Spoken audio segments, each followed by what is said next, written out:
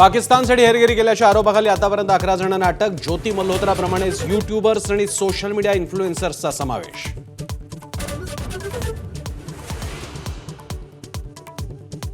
पाकिस्तानी अधिकारी दानिश भारतीय इन्फ्लुएन्सर्सच्या संपर्कात होता. ज्योती मल्होत्राच्या चौकशीनंतर माहिती उजेडात. ज्योतीच्या फोनमध्ये आढळले पाकिस्तानी नंबर.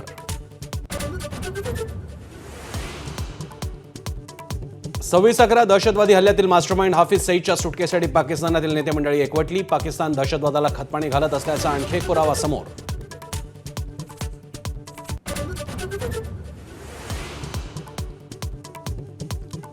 अमृतसरमधील सुवर्ण मंदिरावर पाकिस्तानी हल्ल्याचा कट. भारताच्या एअर डिफेन्स सिस्टीमने डाव धळून लावला. पाकिस्ताननं अजून सिंदूरचं विक्राळ रूप पाहिलंच नाही. भारतीय लष्करानं ठणकावलं.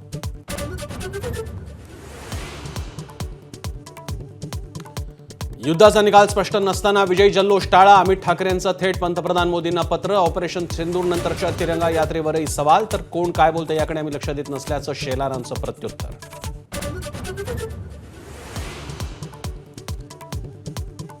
ऑपरेशन सिंदूरच्या आधी पाकिस्तानला कुठलीही सूचना दिली नाही. राहुल गांधींच्या आरोपांवर परराष्ट्र खात्याचं स्पष्टीकरण.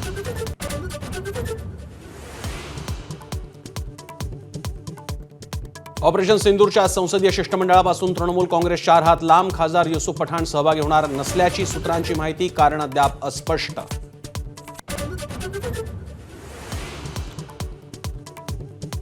केंद्राच्या सर्वपक्षीय शिष्टमंडळावरून मवियात मतमतांतर. वऱ्हाडावर बहिष्कार टाकला पाहिजे राऊतांचा निशाणा. तर कुणी स्थानिक राजकारण करू नये शरद पवारांचा सल्ला.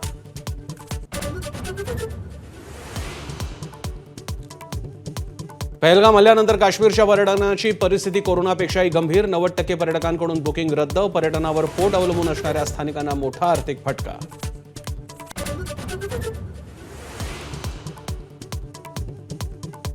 कर्नल सोफियानबाबत वादग्रस्त वक्तव्य करणारे भाजपचे मंत्री विजय शहांना सुप्रीम कोर्टानं पुन्हा फटकारलं. चौकशीसाठी राज्याबाहेरच्या 3 IPS अधिकाऱ्यांची SIT. तुर्तास अटक नाही.